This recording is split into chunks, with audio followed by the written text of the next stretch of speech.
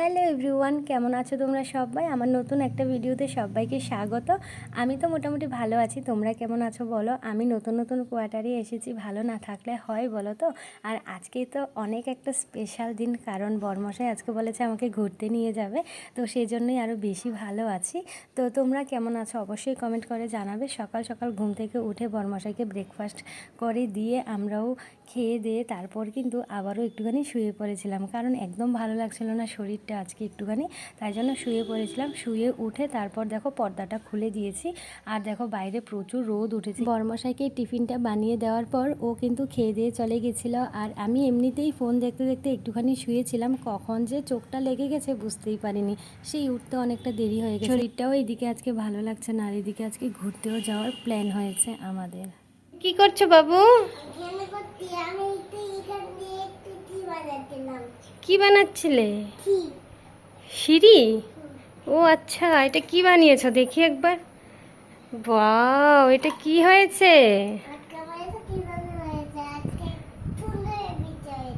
ও আচ্ছা, বলে বাবা আমার সোনা খেলা করছে আর আমি ওই দিকটাই রান্না বান্না করছি। তো ফাইনালি বরমশাই চলে এসেছে ডিউটি সেরে। তারপর এখন এই যে দেখো আমরা দুজন একটুখানি বেরোবো, তো ছেলেকে বললাম একটুখানি ফোনটা ধরে দিতে, দেখো ধরে দিয়েছে। খুব সুন্দরই হয়েছে না ছোট্ট বাবাই আমার। এখন আমরা রেডি, এখন বেরিয়ে পড়ছি। আর রোদ দেখো কি, এই রোদের মধ্যে পাগলের মতো বেরিয়েছি ঘুরতে। প্রচুর রোদ। এই যে বাবা আর ছেলে যাচ্ছে আগে আগে, আমাকে ফেলেই চলে যাচ্ছে, দেখো অবস্থা। বাবার পেছন ছেলে দৌড়াবি। কোথায় রে পাপা? তুই তোকে দেখা যাচ্ছে না তো, কোথায় লুকিয়ে আছো? তুমি হেলমেট পরবে?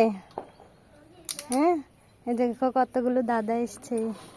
খেলা করবে ওদের সঙ্গে? খেলা করবে ওদের সঙ্গে? যাবে? আমাকে নিয়ে যাবে না? আমাকে নিয়ে যাবে না? আমাকে নিয়ে যাবে না? এই যে চলে যাচ্ছ কেন, আমাকে নিয়ে যাবে না?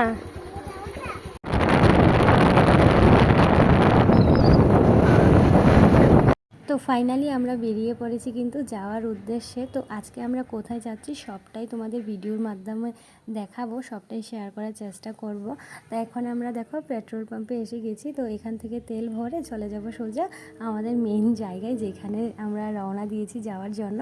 তো এইখানটায় যেহেতু আমি একদমই নতুন, আমার কিন্তু তেমন কিছুই চিনি না, মানে কোনো কিছুই আমার ধারণা নেই কোথায় কি আছে না আছে, কোনো কিছুই চিনি না। বরমশাইকে জিজ্ঞেস করার পর বলল যে আজকে আমরা একটা শিব মন্দিরে যাচ্ছি। পাঞ্জাব শহরে একটা শিব মন্দির আছে, অনেকগুলোই আছে, তার মধ্যে একটাতে আজকে আমরা যাচ্ছি।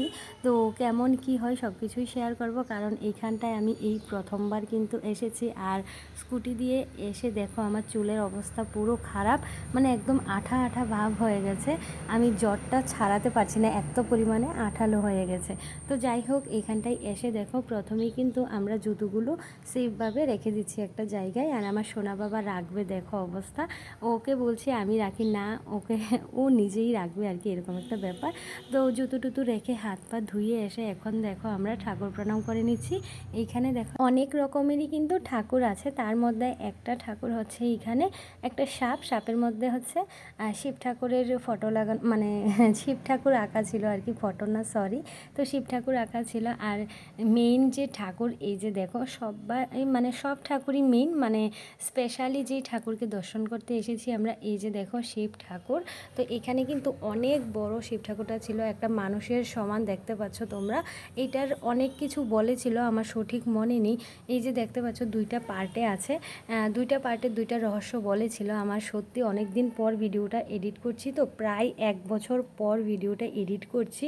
তোমরা হয়তো বিশ্বাস করতে পারবে না এতদিন পর কেন এডিট করছি, কারণটা হচ্ছে ভিডিওটা না একদম লাস্টের দিকে চলে গেছিলো, আর আমি কোয়ার্টার থেকে বাড়িতেও চলে এসেছি, 6 মাসের উপর হয়েছে, কিন্তু মানে ভিডিওটা যে করেছিলাম আমার একদমই মনেই ছিল না। তো আজকে হঠাৎ গ্যালারি ঘাঁটতে গিয়ে দেখি ভিডিওটা তো পরে আছে লাস্টের দিকে, আমার তো নজরই ছিল না এই ব্যাপারে, কারণ বাড়িতে এসে ছেলেকে স্কুলে ভর্তি করানো এসব জিনিস নিয়ে খুবই ব্যস্ত হয়ে পড়েছিলাম, যার জন্য ভিডিওটা তোমাদের সঙ্গে শেয়ার করতে পারিনি।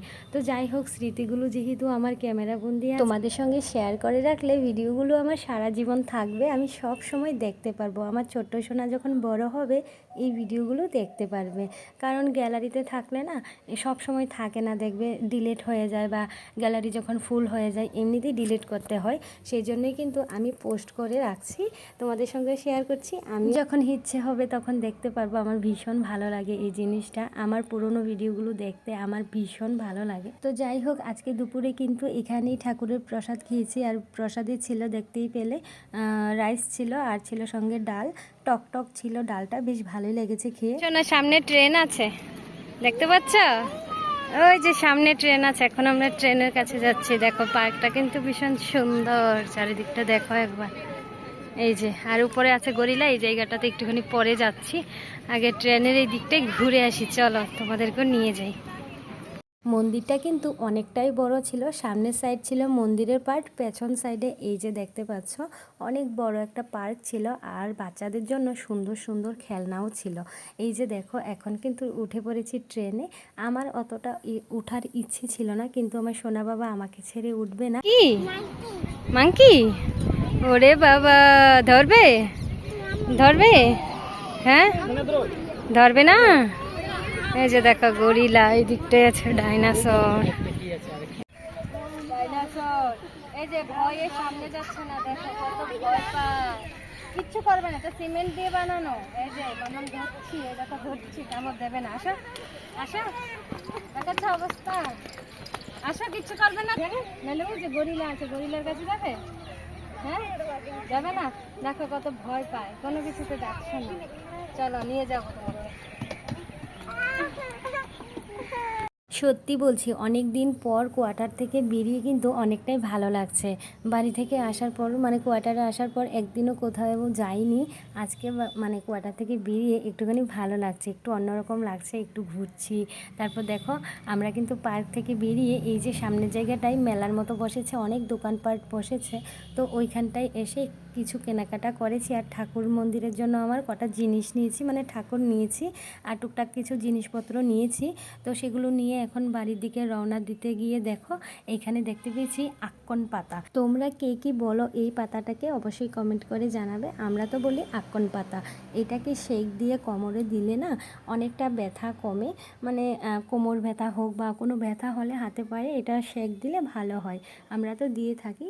আর এইদিকে দেখো আমরা কিন্তু বাড়িতে আসার সময় পাতাটা নিয়ে একটা দোকানে ঢুকেছিলাম, কারণ ফুচকা খাওয়ার অনেক ইচ্ছে করছিল। আর যা গরম পড়েছে, একটু টক টক করে ফুচকার জলটা বানিয়ে, মানে ফুচকা খেলে অনেকটা ভালো লাগবে, তাই কিন্তু ফুচকা কেনার জন্য দোকানে এসেছি। এসে দেখো এই যে এই মহিলাকে দেখতে পেলাম, উনি এসে খাবার খুঁজছিল।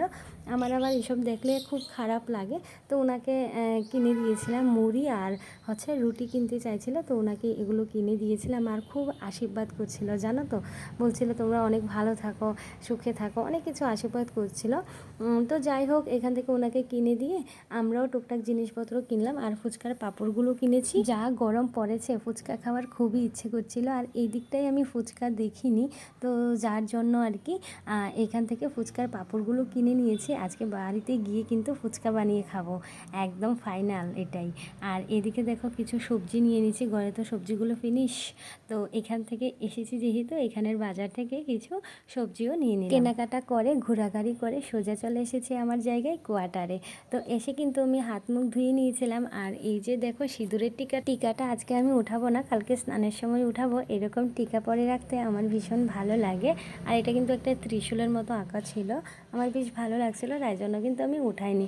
তো যাই হোক, তারপর এখন দেখো আলুগুলো কেটে নিচ্ছি, ফুচকা বানাবো তাই আলু ভর্তার জন্য আলুগুলো কেটে নিয়েছি। 4টা আলু নিয়েছিলাম, একটা আলু খারাপ পড়েছে, গ্রিন কালার হয়েছিল, তো ওইটা ফেলে দিয়েছি। আর বাকি দেখো 3টা দিয়ে আমি কিন্তু আলু ভর্তাটা মাখাবো। আর এখন দেখো ইয়াম্মি ইয়াম্মি টক জল বানিয়ে নিচ্ছে। আমার কিন্তু এখন ভিডিওটা এডিট করতে গিয়েও মুখে জল চলে আসছে, এত পরিমাণে পছন্দ করি ফুচকা খেতে। আমার মতো কে কে ফুচকা খেতে পছন্দ করো অবশ্যই কিন্তু কমেন্ট করে জানাবে। আর আসার সময় কিন্তু ফুচকার পাঁপড়ের সঙ্গে জলজিরাও নিয়ে এসেছিলাম, জলজিরা দিয়েছি, খেতে কিন্তু আরও ভালো হয়েছিল ফুচকার টক জলটা।